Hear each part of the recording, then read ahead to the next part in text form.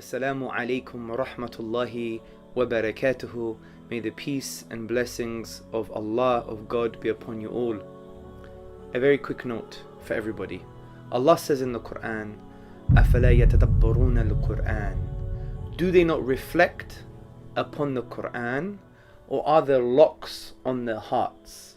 If we reflect upon the verse that tells us to reflect upon the Quran, we may conclude that the more we contemplate, meditate, and discover and analyze and search for the gems in the Quranic verses, the more our hearts will become unlocked to receive the mercy, guidance, and divine love.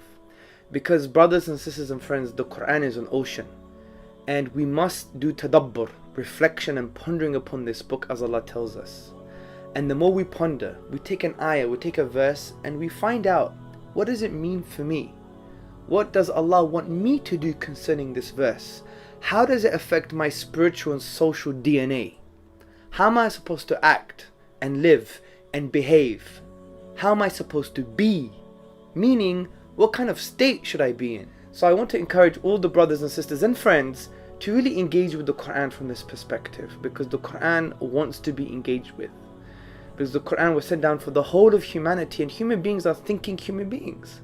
So Allah, the divine reality, the Lord of everything that exists, is telling us, engage with His word, with His eternal word. And I believe if we engage with it and we ponder upon it, we can really find solutions for all of life, but particularly our spiritual life and for our moral and ethical lives. And I just want to give you an example. I want you to go to chapter 12 of the Quran.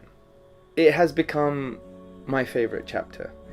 But this is the beauty of the Quran. Every time you understand a chapter, that becomes your favorite chapter. So I've done some work concerning the 12th chapter of the Quran, and I find it so fascinating. Even Allah, God says, is the greatest story. So in this greatest story, I want you to read this story and find out, why did Yaqub alayhi salam, why was he suffering and in distress? Well, we know he was suffering and in distress because Yusuf, his beloved son, alayhi salam, Joseph, upon whom be peace, Binyamin, his other little son, was also missing.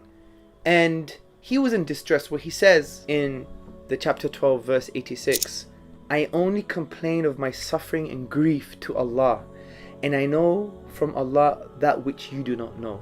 So from the perspective of a state of being, so say we're depressed sometimes in life and we're really upset, or we don't know where we're going, and we have this kind of existential crisis. Who are we? Whose are we? What are we? Why are we? All these questions we can't really answer properly. We haven't really reflected upon those questions properly, because we all need reminders. So we can be in a state of suffering and grief. So Yusuf alayhi salam, rather Yaqub alayhi salam, the father of Yusuf alayhi salam and Binyamin, he's saying he's suffering and he's in grief. But look at his solution, or look what he does. And he says, I only complain of my suffering and grief to Allah. That's number one. When we go to the next verse, verse 87, he now advises his sons, because he had another 10 sons, to go and find out about Joseph and Binyamin, his brother. And look what Yaqub alayhi salam says. He says, and despair not of the life-giving mercy, Rawhillah, the life-giving mercy of God, of Allah. For indeed, the one who despairs of the life-giving mercy of God is the one who actively rejects the truth. So there are some lessons here. It's teaching us how to deal with grief and distress and depression. Because Yaqub alayhi salam, Jacob, upon whom be peace, he wasn't the one in genuine distress and grief because he loved Joseph so much, he loved Binyamin so much, and he was really, really, really distressed. But look what he does. He says, I complain only to Allah. So that's the first point of call when you're distressed and you're in grief. Complain to Allah. The second piece of advice, which is quite significant, is in the advice he gives to his sons. And he says, and despair not of the life-giving mercy of Allah, for whoever despairs of His mercy is the one who is in an active state of disbelief, who rejects the truth. So it means the one who is in grief and distress and depressed, a solution out of this grief and depression is to sincerely advise others and remind others of the mercy of Allah. Yaqub alayhi salam was the one in distress and grief, but he advised his sons sincerely, and he told them about Allah's mercy, His compassion, His love. So the way to get out of this grief and distress is actually to do that. Advise others sincerely and remind them of the mercy of Allah. And it's no wonder many of the counselors or psychotherapists, they were actually depressed and they got into the job just to help themselves, because advising others actually helps you. So keep on reflecting upon the Quran, brothers and sisters. And if you do feel a bit distressed, a bit in grief, rely on Allah, refer to Allah, complain to Allah alone, because He's the only one who can change the situation.